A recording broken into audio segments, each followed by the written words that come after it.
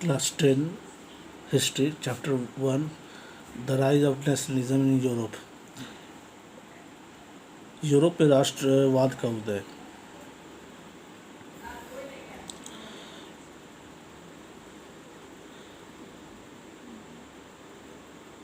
First chapter में हम इसमें पढ़ेंगे कि 1948 में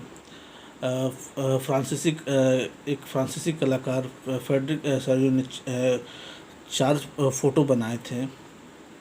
उनमें से उसने एक सपनों का संसार रचा था। उसने ये इमेजिन किया हुआ था, अपने सपनों का संसार बनाया था कि दूसरे शब्दों में जनतांत्रिक और सामाजिक गणतंत्रों से मिलकर बनना। इस श्रृंखला में फर्स्ट पिक्चर में हम देखेंगे यूरोप और अमेरिका के लोग दिखाए गए हैं। सभी उम्र और सामाजिक वर्गों के स्त्री लोगों मेल फीमेल को एक लंबी कतार में स्वतंत्रता की प्रतिमा की वंदना करते हुए दिखाई जा रही है।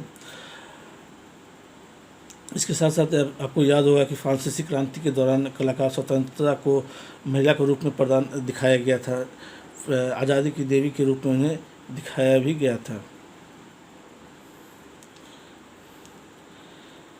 यहाँ भी आप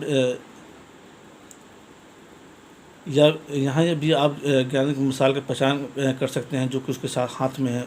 इसमें आप देख रहे हैं कि उसके हाथों में एक मसाल है जो ज्ञान के रूप में दर्शाया गया हुआ है। प्रतिमा जो फोटो है उसके सामने ज़मीन पर निष्कुंज संस्थाओं के ध्वस्त अवशेष, यानी कि जो राजा महाराज थे उनके ध्वस्त अवशेष बिखरे हुए हैं।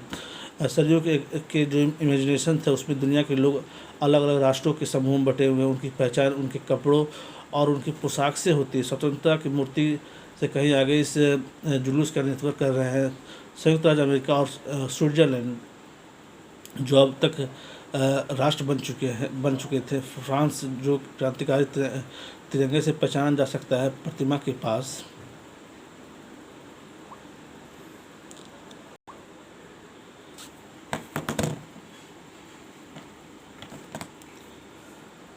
अभी पहुंचा। उसके पीछे पीछे जर्मनी के भी लोग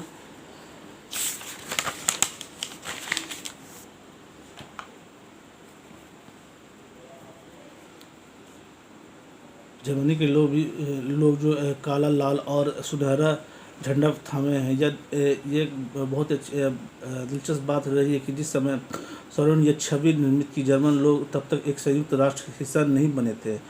जो झंडा वे थामे हुए वह 1848 की उदारवादी उम्मीदों की अभिव्यक्ति है, जिसमें अनेक जर्मन भाषाएं रियासत को एक प्रजातांत्रिक संविधान के अंतर्गत दिखाया कि 1848 तक जर्मनी के जो अधिकांश राज्य थे वो बटे हुए नहीं बल्कि एक संयुक्त रूप में दिखाए गए हैं। जर्मन लोगों के बाद ऑस्ट्रिया और या फिर मिलाश्रियों के राजशाही Lombardy, Poland, England, Ireland, Hungary और रूस के लोग हैं। ऊपर स्वर्ग से ईसा मसीह संत और फरिश्ते के रूप में दिखाए जा रहे हैं।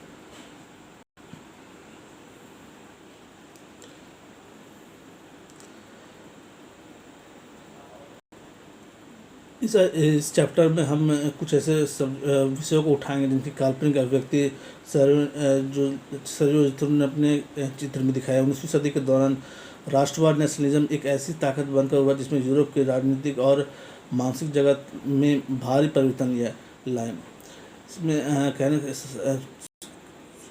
कहने का किलम जो कहा जा रहा है कि 19वीं शताब्दी तक पूरे यूरोप में राष्ट्रवाद एक ऐसा चीज बनकर उभरा जिससे पूरे राजनीतिक को उसने यूरोप में बदल कर रख दिया।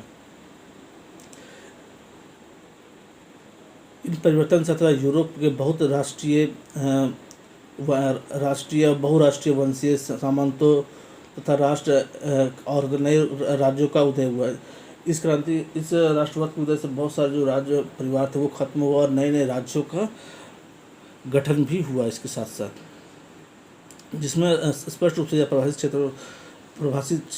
परिभाषित क्षेत्र या प्रभुसत्ता एक राष्ट्रीय शक्ति थी। लेकिन राष्ट्र राज्य में न केवल उसके शासकों बल्कि उसके अधिकांश नागरिकों में एक साझा पहचान का भाव और साझा इतिहास या विरासत की भावना थी।